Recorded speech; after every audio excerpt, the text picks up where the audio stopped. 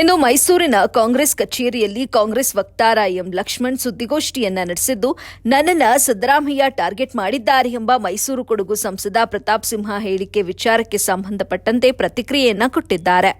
ಈ ಕುರಿತು ಮಾತನಾಡಿದ ಅವರು, ಸಿದ್ದರಾಮಯ್ಯರನ್ನ ನೀವು ನೇರವಾಗಿ ಟಾರ್ಗೆಟ್ ಮಾಡಿದ್ದೀರಾ. ಸಿದ್ದರಾಮಯ್ಯನವರು ಎಂದಾದರೂ ನನ್ನ ಮಗ ಚುನಾವಣಾ ಆಕಾಂಕ್ಷಿ ಅಂತ ಹೇಳಿದ್ದಾರಾ? ನನ್ನ ಮಗ ಈ ಬಾರಿ ಚುನಾವಣೆಗೆ ನಿಲ್ತಾನೆ ಅಂತೇನಾದರೂ ಹೇಳಿದ್ದಾರಾ? ಅಥವಾ ಯತೀಂದ್ರರವರೇನಾದರೂ ಚುನಾವಣೆಗೆ ನಾನು ನಿಂತ್ಕೊಳ್ತೀನಿ ಅಂತೇನಾದರೂ ಹೇಳಿದ್ದಾರಾ ಅಂತ ಪ್ರಶ್ನೆ ಮಾಡಿದ್ರು. ಇನ್ನು ಈ ರೀತಿ ಇಲ್ಲಸಲ್ಲದ ವಿಚಾರಗಳನ್ನ ಹೇಳಿಕೊಂಡು ಭಾವನಾತ್ಮಕ ಮಾತುಗಳನ್ನ ಆಡಿಕೊಂಡು ಜನರ ತಲೆಯನ್ನ ನೀವು ಕೆಡಿಸ್ತಾ ಇದ್ದೀರಾ. ಈ ರೀತಿ ಸಿದ್ದರಾಮಯ್ಯನವರ ವಿಚಾರ ಇಟ್ಕೊಂಡು ಒಕ್ಕಲಿಗ ಸಮುದಾಯವನ್ನ ಎತ್ತಿ ಕಟ್ಟುವ ಕೆಲಸವನ್ನ ಮಾಡ್ತಿದ್ದೀರಿ ಎಂದು ಸಂಸದ ಪ್ರತಾಪ್ ಸಿಂಹ ವಿರುದ್ಧ ಕೆಪಿಸಿಸಿ ವಕ್ತಾರ ಎಂ ಲಕ್ಷ್ಮಣ್ ಆಕ್ರೋಶವನ್ನ ಹೊರಹಾಕಿದ್ರು. ಮಾತೆತ್ತಿರೆ ಸಿದ್ದರಾಮಯ್ಯನವ್ರನ್ನ ಅಟ್ಯಾಕ್ ಮಾಡುವಂಥ ಕೆಲಸವನ್ನು ಮಾಡ್ತೀರಿ. ಸಿದ್ದರಾಮಯ್ಯನವ್ರಿಗೂ ಇದಕ್ಕೂ ಏನು ಸಂಬಂಧ ದಯಮಾಡಿ ಹೇಳಿ. ಎಲ್ಲಾದರೂ ಸಿದ್ದರಾಮಯ್ಯನವರು ಫೋನ್ ಮಾಡಿ ಇಲ್ಲ ಇನ್ಫ್ಲೂಯೆನ್ಸ್ ಮಾಡಿರುವಂಥದ್ದು ಯಾವುದಾದ್ರು ನಿದರ್ಶನ ಇದ್ದರೆ, ನಿಮ್ಮ ಹತ್ರ ಮಾಹಿತಿ ಇದ್ದರೆ, ನಿಮ್ಮ ಹತ್ರ ಏನೋ ಡಾಕ್ಯುಮೆಂಟ್ಸ್ ಇದ್ದರೆ ದಯಮಾಡಿ ರಿಲೀಸ್ ಮಾಡಿ ಪ್ಲೀಸ್.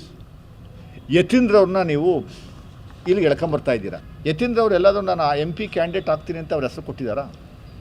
ಇಲ್ಲ ಸಿದ್ದರಾಮಯ್ಯ ಸಾಹೇಬ್ರು ಅದು ಎಲ್ಲಾದರೂ ನನ್ನ ಮಗ MP ನಿಂತ್ಕೊತಾನೆ ಅಂತ ಹೇಳಿದಾರಾ? ಯತೀಂದ್ರವ್ರು ಏನಾದರೂ ಹೇಳಿದಾರಾ? ಸುಮ್ಮನೆ ಹೇಳ್ತಾ ಇದ್ದೀರಾ. ಸುಮ್ಮನೆ ಎಳೆದು ತಗೊಂಬತ್ತಾ ಇದ್ದೀರಾ. ಅವ್ರ ಮಗಂದ ಭವಿಷ್ಯನ ಕಂಡಿಡ್ಕೊಳ್ಳೋಕ್ಕೆ ನೀ ಅಲ್ಲಪ್ಪ ಪ್ರತಾಪ್ ಸಿಂಹ, ನೀನೆಲ್ಲಿ ಸಿದ್ದರಾಮಯ್ಯನವರಲ್ಲಿ ನಿನಗೆ ನೀನೇ ಕಂಪೇರ್ ಮಾಡ್ಕೊತೀಯಪ್ಪ.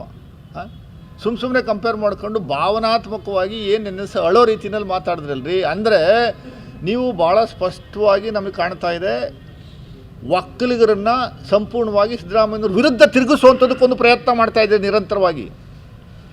ಎಂಟೈರ್ ಒಕ್ಕಲಿಗ ಸಮುದಾಯವನ್ನು ಸಿದ್ದರಾಮಯ್ಯನವ್ರ ವಿರುದ್ಧ ತಿರುಗಿಸಿ ಅದರಿಂದ ನೀವು ನಿಮ್ಮ ರಾಜಕೀಯ ಮಾಡಬೇಕು, ರಾಜಕೀಯ ಉದ್ದೇಶವನ್ನು ಈಡೇರಿಸ್ಕೋಬೇಕು ಅನ್ನುವಂಥದ್ದು ಏಕೈಕ ಉದ್ದೇಶವಾಗಿದೆ ನಿಮಗೆ. ಮಾತೆತ್ತಿರ ಒಕ್ಕಲಿಗ ಸಮುದಾಯದ ವಿರುದ್ಧ ತಿರುಗಿಸುವಂಥ ಕೆಲಸವನ್ನು ನಮ್ಮ ಇವರು ಕುಮಾರಸ್ವಾಮಿ ಇವರು ಮಾಡ್ತಾ ಇದ್ದಾರೆ, ಇವರು ಪ್ರತಾಪ ಸಿಂಹ ನೀವು ಮಾಡ್ತಾ ಇದ್ದೀರಲ್ರಿ. ಯಾಕ್ರಿ ಒಕ್ಕಲಿಗರನ್ನೆಲ್ಲ ಸಂಪೂರ್ಣವಾಗಿ ಮೈಸೂರು ಲೋಕಸಭಾ ಕಾನ್ಸ್ಟಿಟ್ಯೂನ್ಸಿನಲ್ಲಿ 15-20% ಒಕ್ಕಲಿಗರು ಇರ್ಬೋದು, 18-20%. ಎಂಟೈರ್ 20% ಒಕ್ಕಲಿಗ ಸಮುದಾಯ ಪೂರ್ತಿ ಪ್ರಮಾಣದಲ್ಲಿ ನೀವೇನು ಗುತ್ತಿಗೆ ತಗೊಂಡಿದ್ದೀರಾ?